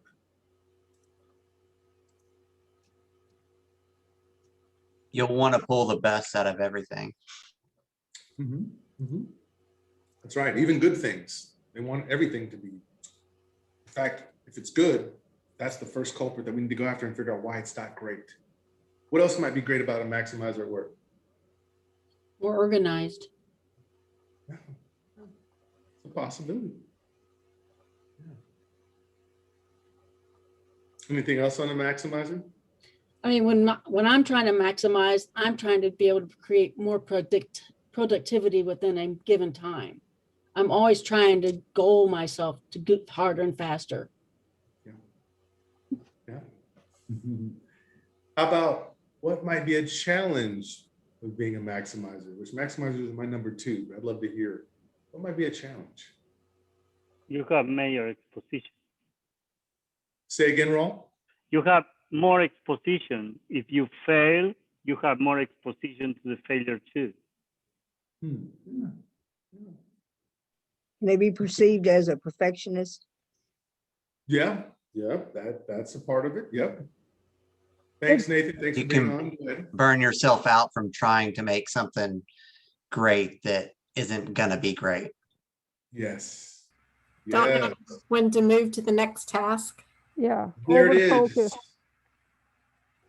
There it is. Is that Karen that said that? Yeah.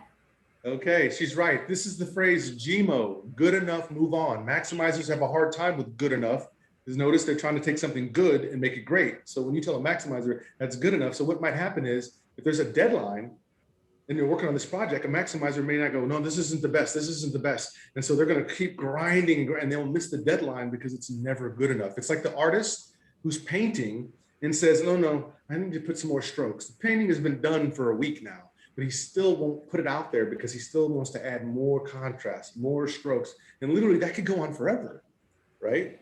So a maximizer has to be careful of not just staying so much focused on making it the best in the world that they then miss the whole game altogether, right? Because it'll never be good enough, right? They can always try to maximize it. So then if that's the issue, then how would a maximizer offset that? What do you think? Make sure you have a realist next to you as a co-captain. Yes. Yes. Right. That's right. I think I like what Olga said here. She said better 80% out of the door than 100% in the drawer. I like that. Yeah, I like Daniel. Daniel, that's great. He says, let someone else tell you when it's done. That's right. Because if you leave it in a maximizer's hand, they will never think it's done. They will always think it could be better. It could be better. It could be better. Right? Give away that authority. That's great. So Lucas, right? George Lucas had the same issue. He would not, he wouldn't let it go. He was like, no, there's still more we can do. There's still more we can do. And the film almost didn't get made, Star Wars, right? Because he was still looking at a budget. He was unhappy with how the effects looked because in 77, the effects aren't like how they are today with CGI. And he was really stressed about that. And actually had to go to the hospital because he was so stressed out, right? And part of it was the deadlines from Warner Brothers, but the other part, or Fox, but the other part was that he just wasn't happy with how the creatures looked, right? And so he obsessed and he obsessed. All right. Oh, thank you for putting that up there, Maxima. Thank you for doing that. All right. So is there anything else that y'all wanted to say about Maximizer in terms of how they could offset this intensity? I think the agile methodology kind of helped me work through some of that, because you have a goal, you're going to release this, it's not going to be the end product, but you're going to release it in stages. So the goal, you just set your goal, what we're going to do this time, and know that it's not going to be exactly what you want, but you're going to move on. Yes. And one other thing with the maximizers out there, here's something you have to learn. You never give unsolicited advice, right? So as a maximizer, early on, I used to say, because I could see that little difference that was keeping this person from being good to great, and I would tell them, and they would go, oh, thanks, Dad. Thanks for telling me how to do this better now. And I was like, whoa, how did that back up? How did that blow up in my face? I'm just trying to help this person. But see, when it's unsolicited advice to make something better, it comes off like criticism. When it comes off like criticism, you shut the person down rather than lift them up, which is the thing you're trying to do, because you're just trying to maximize the situation. You see it. It's just other people can't see it. And then when you try to assert yourself in, it looks like you're just criticizing, right? So we are getting close to that time. Jeff, it's 11 o'clock on the dot, right? Yeah, we can. Yeah, but we can go. We can go another 10 or 15 minutes if people have questions, if people want to talk about something or ask you questions. Yep. Yeah. Okay, perfect. Someone put up input.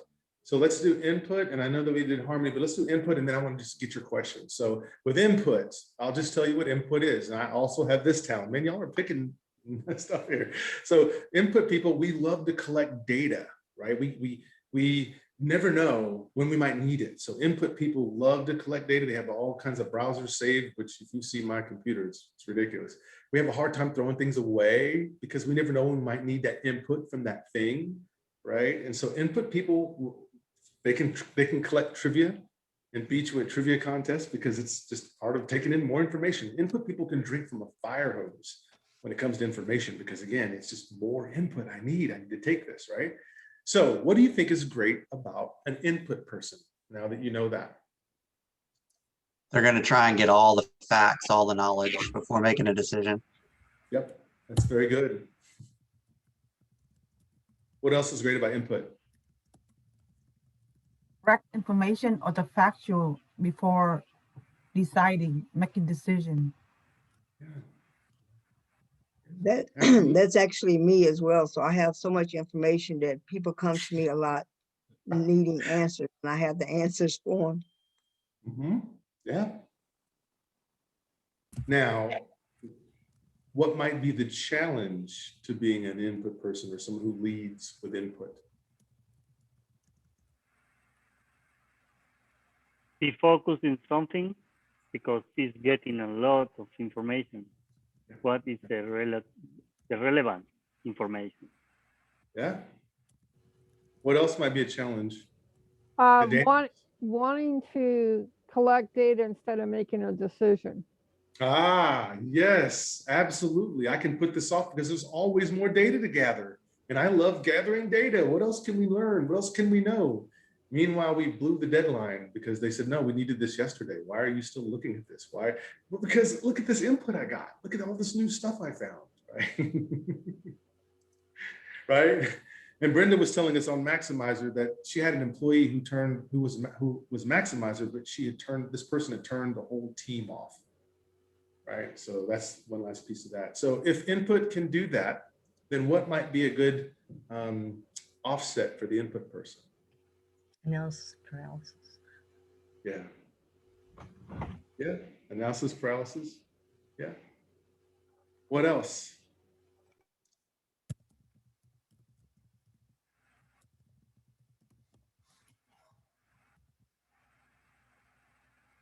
So input also has, because it's collecting a lot of things, it's a boundary thing. So today I might say, since I have input as well, today I might say, you know what, I'm only going to say 5 articles, not 156, just because I went on one link and then it told me about something else great, and then I went on another link and that told me about something else great, right? Which is learner also playing into that. But I need to set boundaries on how much I'm going to input. By the way, there's a couple that I'm doing their strength sessions as a couple. He has input, she doesn't. So one of their arguments is that he always collects stuff and there's no space in their house for it. So she's upset and she wants him to get rid of some of it, but he can't get rid of it because he doesn't know when he might need that input from that old library card from college.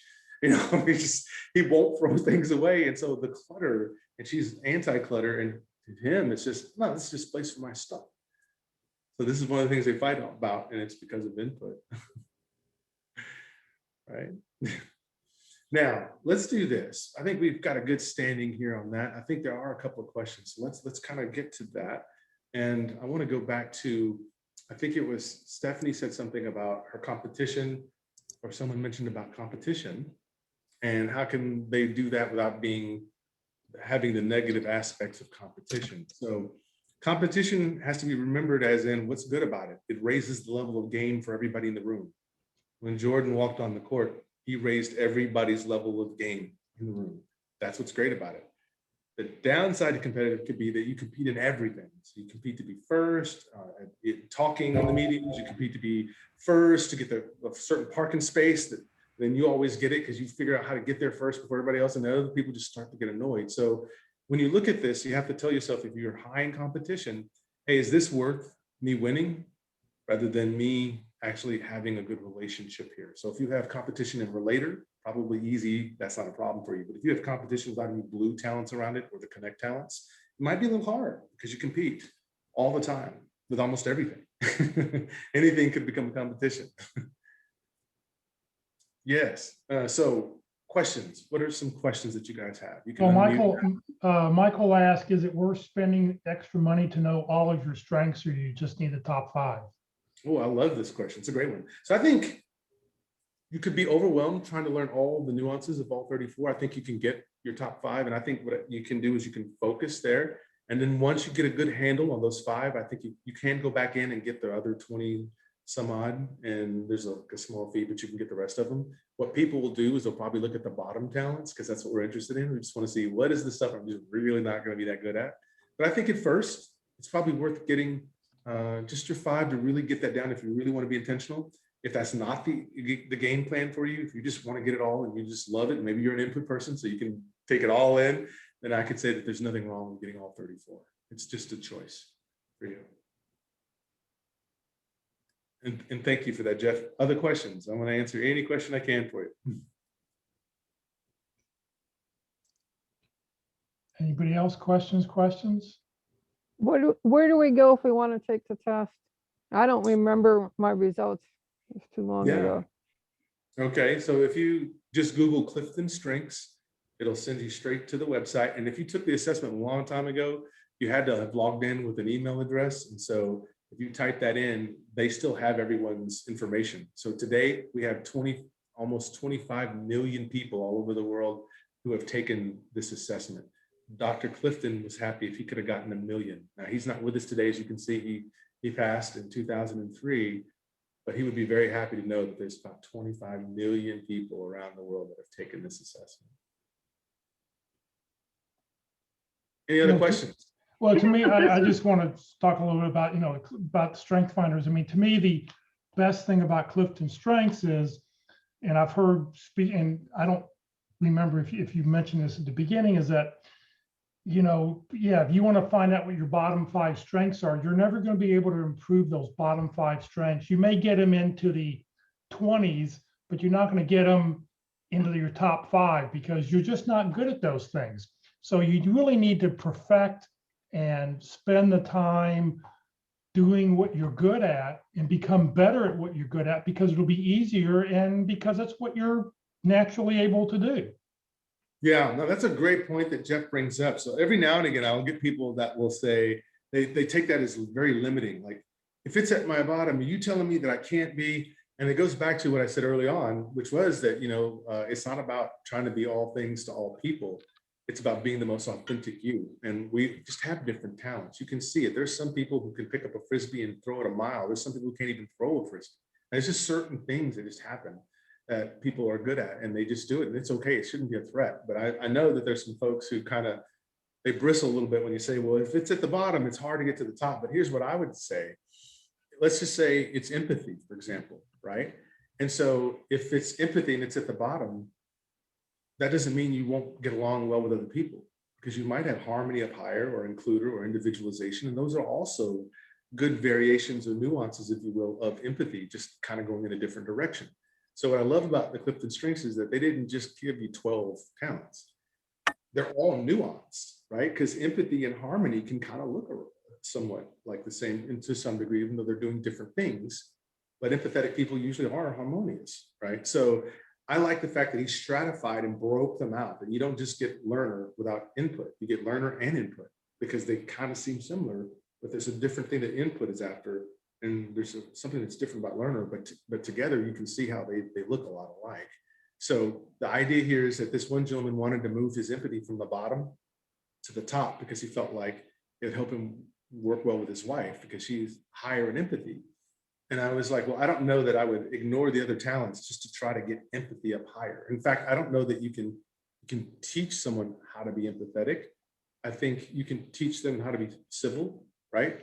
See, an empathy person, it's all feels, right? As soon as someone tells a story of pain, they're already there, right? They're not sitting there going, well, what about, well, what about, well, what about? No, as soon as someone tells a story that's sad, an empathy person's already there and they feel like it's happening to them. So I don't know how you would teach somebody that. I could teach you how to be more civil in a conversation, but I don't know that I could say, here's how you could be empathetic and then make you an empathy person, because the person who truly leads with empathy will always be better at it because it's natural. It just happens inside of them. So that's not to say you can't learn to be more empathetic than you are, but the chances are, if you're an analytical and you're a bunch of talents that have nothing to do with emotions and feelings, that's just who you are, right? And even if you bring it up some, the person who's really born with empathy and really carries that hardcore is still going to be better at it. So it's not about trying to some degree, people would think, well, I could be a better person. Again, that's them trying to be well-rounded. But the difference is, if everybody's well-rounded, then nobody's unique, right? So there's some uniqueness in every one of us, and so we should dive into it and not be jealous. I call it talent jealousy, where we go, man, I wished I had empathy. Yeah, but what do you have? And how have you been using that, right? And have you learned how to be more empathetic in the sense that maybe you don't blurt out all the time what you're thinking? That could be a way of showing empathy. Right. That's a great call. That's a great call, Jeff. Well, I've heard your presentation before, so that's why I know something. I didn't hear you bring this one up, so it's just like it's a point that, you know, it sticks with me about strength finders. You know, maximize what you're good at. Spend the time doing that, because you can become better. It's hard to, you know, bring those bottom things up to the, you know, up into the mid, into the middle. It's true. When you look at, so look at the greats, right? When you look at the greats at anything. So you look at, say, Tom Brady. Is Tom Brady a great accountant? No, he's not trying to be great at everything. He knows that if he puts the lion's share of his attention in taking care of his body and being quicker at releasing that ball and has the right teammates around him, he can go win anywhere. But that's because he's living in what he's good at. It's not because he's trying to split up into all these different things. Aretha Franklin should also not be an accountant or a teacher, because the world would have missed one of the greatest voices in the world. She should sing, and Aretha could sing. When Aretha sang, you felt her soul. So the more she sang, the better she was soulful, the more she could do that, and the more people were touched by her records. So she just dove and dove and dove deeper into it, and she got there. Right. PJ, talk about, if somebody wants to reach out to you to do personal one-on-one counseling, do you do that, or you just work with companies? Oh, here we go. Yeah, no, thank you. Thank you. I almost forgot about that slide. Yeah, so I do both. I work with individuals and I work with companies. Right now, I have about 2 slots open. So if someone wants to get in and wants to do some personalized coaching where we talk specifically about your strengths and then we set up a framework to how you would win, then certainly feel free to reach out. You can see I'm everywhere. So I'm on LinkedIn, I'm on Twitter, YouTube channel, and you can see also on Facebook and Instagram. So just reach out. That's what I do. If you've already taken your strengths, great. We're already ahead of the game, and we can just sit down and we can do a deep dive as to, you know, what makes you unique, and then what are the areas still for you to conquer. Great. Well, thank you very, very much. Great information. You know, I always appreciate you coming and talking about. I think it's a great subject, and it's something that people can use as they're interviewing, as they're building their resumes, for them to think about words and terms that they can use. I think it's really great. Thank you very much. Well, thank you very much. And there was one question. Sorry, real quick, Jeff. I'll go real fast. Looks like is it Kelly? She said, "Can you share ideas how we can apply our top 5 strengths to the job search? For example, after reading up on the attributes of my strengths, how can I apply those to possible job types?" I love this question, and I was actually going to put a new slide in this deck for that. So when you talk about looking for a job with your strengths, again, they're trying to hire assets. You are an asset. How do we know? Because you have strengths. Right? You have talents. And so it's about how do you articulate the talents that you have. So when you're looking at a job description, a lot of times what you'll see is language that's kind of synonymous to your strengths that are listed in the job description. So when it says something like the successful candidate will be somebody who can switch gears, able to talk to this group and work with this group and blah, blah, blah, that's the talent of adaptability that they're talking about. So that person would be great for that job if you have the adaptability, right? Or sometimes it'll say, the successful candidate will be able to implement new strategies, that's strategic, right? And then it'll give you a whole bunch of lists. So the way to look at your talents is next time you're looking at a job description, see if it's synonymous with what your talents are, how your talents are described, or your themes are described, and that's a good one. So if it says we need somebody who can work in a forward-thinking company, coming up with strategic ideas to do, that's futuristic and strategic, because futuristic is about looking forward, right? So as you look at your talents, go back and take a look at the job description and then decide. That way, when you're on the interview and they say something like, "So why do you want to work here, Tom? What makes you think that you could work here? You've never even been in this industry before." And you can say, "Well, what I read online about the job description, when it said specifically you're looking for someone who can implement assess risk, well, that's me because I'm a deliberative, and that's what deliberatives do. My whole life, I always say, that's fine, but let's make sure we know what's behind door number 2 before we just jump out there and do it. I'm very much risk averse already. So that's where I think I would line up well here, even though I haven't done this as a particular job before. This is why I felt confident that I could send my resume in, because of this right here. Can you tell me how important risk management is to this particular position? Oh, it's super important, because the person needs to do this, this, this, this, and this. You see, somebody with deliberative naturally looks for the potholes so they don't step in them.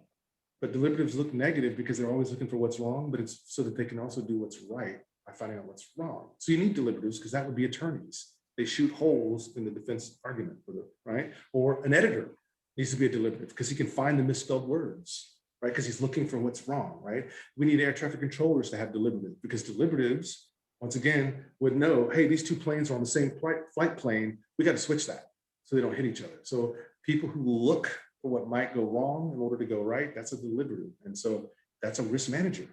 So you're seeing a lot more risk management jobs out there. If you have deliberative, man, that right there is speaking your language to them, and that's how you would explain that to them. So good question. Thank you, Kelly. And sorry, Jeff, back to you. Oh, no, and also, well, no, it is a really good question, because, I mean, we're all in job search. We're all looking to try to find our next great opportunity. Take a look at my profile. You'll see in my about section, I mentioned my top 5 strengths, but I don't say that my strengths is A, B, C, and D. I actually put sentences to explain how I do what I do, how I look at the universe. So if you look at my profile, you can also look at Ruth Lipsky's, her profile. She has her 5, and they're arranged a little bit differently, where she actually mentions the skill and then a sentence about her that talks about it. So, you'll see some people out there that actually use it in their about section to describe who they are and what they're good at. So yes, and I would say that's a good point. And I could have said up top, because I've had that debate with someone when they said, well, should I put my strengths on the resume? And then I said, well, yes, but don't just put individualization on there, because they won't know what that is. It needs to flow, right? And I've had people go, well, yeah, but what if they're not looking for those talents? And I put my talents up there, then I won't be qualified for the job. And it's like, and the problem is, like, if you're not going to have a good time at that job because you don't have the skill set that they're looking for, and your talents definitely don't help you in that area, then that's a job you probably would hate, because it's not taking advantage of what you already do well. So that's kind of how I get around that. In fact, you will see on my emails, I put it at the bottom, so it's in my footer on every email I send out, because I want people to know you're dealing with the strategic maximizer woo with learner and input. I want them to know, because if they have strategic, they'll go, oh my God, these are my people, Oh, he's a learner, so am I. He's my people. He's part of my tribe, right? And so it also builds rapport in that way. Right. All right, well, we're all going to send you some data to input in your input file this afternoon, so watch out for that. So Okay. thank you very much. Thank you for your presentation. Next Thank Friday, you. we open forum. So if you have questions about your job search, wide open. We'll talk about whatever it is you want to talk about. So be thinking about, ask your questions, be thinking about what it is. Also, we'll start out with a little short thing about the first interview, phone interview tips that one of our members has come up with, just as he's found out conducting a lot of phone interviews, trying to reach people. He's got a really basic thing he wants to just sort of share. So we'll talk about that also next Friday. All right, if you have not put your 30-second introductions into the chat box, please put your name, phone number, email address, position you're looking for, a couple target companies, then hit the return key. For those on Facebook, I'll be sure to delete your personal information as soon as this meeting's over. Otherwise, by doing that, I'll make sure I get everybody onto our roster, which you will get a copy of this afternoon, along with everybody's 30-second introductions. Just as a reminder, we're putting on training 5 days a week. As of today, this was our 260th workshop we put on since COVID started a year ago. So next Monday, our networking session will be how serving turns into networking opportunities, how to volunteer, how it will help other people. So Heidi Torres will be with us next Monday at 1 o'clock. Next Tuesday, Locke Alderson will be talking about how to use LinkedIn for job hunting, strategies that gets results. On Wednesday, as we've mentioned before, session number 1 of 13, preparing to be interviewed, how employment recruiting works. And then on Thursday, we'll be sharing resume tips and tricks as we do every Thursday. So lunch and learn, come and join, grab your lunch, join us at 1 o'clock every day, Thursday. This session has been recorded. You'll be able to go back and watch it on the Career DFW Facebook page. And in a couple hours, I'll have it uploaded to the Career USA YouTube channel. Please follow us on Facebook. Please subscribe to our YouTube channel. When you do that, every time we post a new video, you'll find out all about it. On the Career USA YouTube channel, it looks something like this. Be sure to click on playlist, and then don't click on the video, but underneath where you see that red arrow, click on view full playlist, and then up will come a list of the date and what the topic was. And you can scroll down if you're trying to find a topic that we've talked about in the past. Everything from the past week or for the past year is up there right now. So thank you for joining us today. PJ, once again, thank you very much for your time. Everybody else, have a great weekend, and we'll see you next week. Thanks, Jeff. Goodbye, everyone. Thank you. Godspeed.